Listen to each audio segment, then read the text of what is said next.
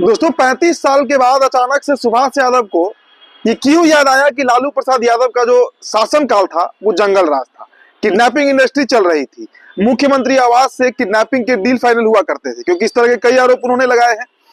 अब इस वीडियो में आपको हम पूरे विस्तार से बताएंगे कि दरअसल इसका लिंक चिराग पासवान से कैसे है और क्यों साधु यादव जो है, सुभाष यादव के सगे भाई है, राबड़ी देवी के छोटे भाई हैं, वो सुभाष यादव की मुखालफत कर रहे हैं, मतलब उनके खिलाफ अब बयान दे रहे हैं। ये बड़ी घटना घट रही है बिहार में। देखिए ये चुनावी साल है, बिहार में विधानसभा का चुनाव होना है और इसमें कई तरह के समीकरण बनते हुए बिगड़ते हुए दिखेंगे, लेकिन बात जब अपने परिवार पर आ जाती है तब क्या कहना। परिवार की जिक्र हम इसलिए कर रहे हैं क्योंकि राबड़ी प्रसाद यादव, राबड़ी देवी जो है, माफ कीजिएगा, उनके सगे दो भाई सुभाष यादव और साधु यादव बड़े लीडर भी रहे हैं बिहार के और क्राइम में भी उनका अच्छा खासा नाम रहा है, बाहुबली रहे हैं। अब अचानक से सुभाष यादव का मामला जो है वो तूल पकड़ रहा है। देखिए सुभाष यादव ने कई तरह के बयान दिए। उन्होंने कहा कि लालू प्रसाद यादव का जब रीजन चल रहा था, शासनकाल चल रहा था, तो उस दरमियान बिहार में किडनैपिंग इंडस्ट्री पनप रही थी। मुख्यमंत्री आवास से यह तय होता था कि किसका किडनैपिंग किया जाएगा, कितना वसूला जाएगा, और कई तरह के उन्होंने आरोप लगाए। सवाल ये नहीं है कि उस समय क्या हो रहा था, भाई खुद कोर्ट ने कहा था कि लगता है जैसे बिहार में जंगल राज आ गया था। 1997 में कोर्ट ने ये टिप्पणी की थी। मसला ये है कि ये बात सुभाष यादव को 35 साल बाद क्यों याद आया। 8 मार्च 1990 को लालू प्रसाद यादव का शासन आया, वो मुख्यमंत्री बने और तब से लेकर 2005 तक वो और उनकी पत्नी यानी राबड़ी देवी जो है, यही लोग बिहार के मुखिया रहे। तब सुभाष यादव को ये बात क्यों नहीं समझ में आया भाई, या 2005 के बाद ये बात कहते। अचानक 2025 में ये बात क्यों याद आ रहा है जब इस साल चुनाव होना है। इसके पीछे का कारण और चिराग पासवान से कैसे इसका लिंक है। देखिए चिराग पासवान की पार्टी इन दिनों मतलब जीत की गारंटी वाली पार्टी बनी है। हालांकि दोस्तों दिल्ली में जो दीपक तंवर हैं, चिराग पासवान के प्रत्याशी बनाए गए थे एनडीए से, वो चुनाव हार गए, लेकिन बावजूद इसके बिहार में इतनी अच्छी पकड़ है चिराग पासवान की कि उनकी पार्टी से जो भी सिंबल लेगा, जो भी चुनाव लड़ेगा, वो लगभग उसकी जीत तय हो जाएगी। चूंकि अभी जो सी वोटर्स का जो सर्वे आया है उसमें भी ये बात सामने आ गया कि एनडीए की सुनामी चल रही है बिहार में और चिराग पासवान को तो सुनामी चल ही रही है। अब ऐसे में खबर यह है कि सुभाष यादव अपने बेटे रणधीर यादव को लोजपा रामविलास के सिंबल पर चुनाव लड़ाना चाहते हैं। ये खबर भी पटल पर आ गई है कि सुभाष यादव खुद चुनाव नहीं लड़ेंगे, वैसे भी वो चुनाव नहीं लड़ते हैं, लेकिन अपने बेटे रणधीर यादव को पॉलिटिकली सेट करने के लिए, उनके करियर को बनाने के लिए लोजपा रामविलास से वो टिकट चाह रहे हैं और इसके लिए उनकी बात जो है वो लोजपा रामविलास के मुखिया राष्ट्रीय अध्यक्ष चिराग पासवान से उनकी बातचीत चल भी रही है। अब दोस्तों इस फैक्टर को आप पहले समझिए। जिस व्यक्ति ने यानी सुभाष और साधु यादव ने, इसमें कहीं दो राय नहीं है कि जब तक वो राजद में रहे, राजद बेहद मजबूत पार्टी के तौर पर जानी जाती थी, सशक्त पार्टी के रूप में जानी जाती थी। उनके घर की पार्टी राष्ट्रीय जनता दल से उनका क्यों मोह भंग हुआ। दरअसल राबड़ी देवी ने ही अपने दोनों भाइयों को पार्टी से निष्कासित कराया, ये पूरा बिहार जानता है।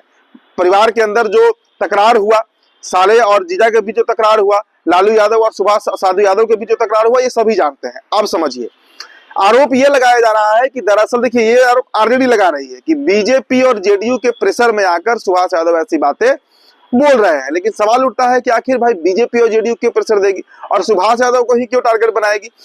खबर जो निकल कर आ रही है वो आप जान लीजिए। दरअसल चिराग पासवान की यह आरोप लगाया जा रहा है, इसकी चर्चा है, देखिए इसकी पुष्टि हम नहीं करते हैं, कि चिराग पासवान की पार्टी उनके इशारे पर ही सुभाष यादव इस तरह का बयान दे रहे हैं। अब देखिए साधु यादव ने जो कहा है वो भी आपको जानना चाहिए। साधु यादव ने कहा कि सुभाष यादव खुद गुंडा था, उसके आवास पर गुंडों के लिए खाना बनता था, वो तो खुद किडनैपिंग कराता था। तो इस तरह के कई आरोप लगाए जा रहे हैं। हालांकि देखिए साधु यादव ने यह भी कहा कि उन्होंने लालू यादव से कहा था कि इन्हें नौकरी करने दिया जाए सुभाष यादव को, लेकिन लालू यादव ने अपने ससुराल प्रेम में सुभाष यादव को भी एमएलसी बना दिया। और उसके बाद दोस्तों देखिए 90 के दशक में बिहार में जो तांडव हुआ, किडनैपिंग ही क्या, रंगदारी वसूलने से लेकर एक्सटॉर्चर से कई तरह के क्राइम जो है उस समय पनप रहे थे और बिहार एक ऐसा सेंटर बना हुआ था क्राइम का, मतलब तालिबानी स्टेट जैसा स्थिति बिहार का बना हुआ था उस समय। अब उसके पीछे कौन लोग जिम्मेदार थे ये तो इतिहास लिखने वाले जानेंगे, लेकिन सुभाष यादव के इस बयान से बवाल तो मचा हुआ है और आरोप लगाया जा रहा है कि चिराग पासवान के इशारे पर सुभाष यादव ऐसी बातें कर रहे हैं। देखिए बिहार में युवा नेता बनने की एक होड़ मची हुई है और होना भी चाहिए। एक पीढ़ी अब विदाई की तरफ है, रामविलास पासवान स्वर्गीय हो गए, लालू प्रसाद यादव भी रिटायरमेंट की उम्र में आ गए हैं, शरीर का तकाजा भी वैसा है। नीतीश कुमार भी लगभग रिटायरमेंट की उम्र में है। ऐसे में अब जो युवा प्रतिनिधित्व है, चाहे आप तेजस्वी की बात कीजिए, चाहे आप चिराग की बात कीजिए, या फिर अब निशांत की एंट्री की भी बात हो रही है, ऐसे में मुख्यमंत्री कौन बनेगा, सबसे प्रबल दावेदार कौन होगा, इसको लेकर प्रतिस्पर्धा मची रहती है। अब चिराग पासवान और तेजस्वी यादव के बीच रिश्ते अच्छे तो दिखते हैं। चिराग कहते भी हैं कि हमारा पारिवारिक संबंध है, लेकिन क्या सच में पारिवारिक संबंध है? क्योंकि इस साल विधानसभा चुनाव है और देखिए चिराग पासवान के टिकट के लिए, पार्टी से टिकट के लिए कई नेता दौर में है। देखिए ना, मदन सहनी के पुत्र जो है एकलव्य सहनी, अभी कुछ दिन पहले वो भी चिराग पासवान से मिलने पहुंचे थे। चर्चा ये भी हो रही थी कि जदयू के भी कई ऐसे लीडर हैं जो चिराग पासवान की पार्टी से टिकट चाहते हैं कि लोजपा रामविलास से टिकट मिले तो वो विधायक बन जाएंगे। इस रेस में सुभाष यादव के पुत्र जो है रणधीर यादव, वो भी इस रेस में है, और सुभाष यादव उनके टिकट के लिए इस तरह का बयान अगर दे रहे हैं तो ये कितना सही है और कितना गलत है। क्योंकि देखिए दोस्तों, अब तक लालू परिवार की तरफ से इस पर कोई प्रतिक्रिया नहीं आई है और उम्मीद जताई जा रही है कि कोई प्रतिक्रिया आएगी भी नहीं। आपको याद होगा सुभाष यादव का, माफ कीजिएगा, साधु यादव का प्रकरण, जब उन्होंने कई तरह के आरोप तेजस्वी यादव, तेज प्रताप यादव के ऊपर लगाए थे, लालू यादव के ऊपर लगाए थे, गाली गलौज तक मामला पहुंच गया था, लेकिन तब भी लालू परिवार जो है वो चुप्पी साधे हुए था, चुप था।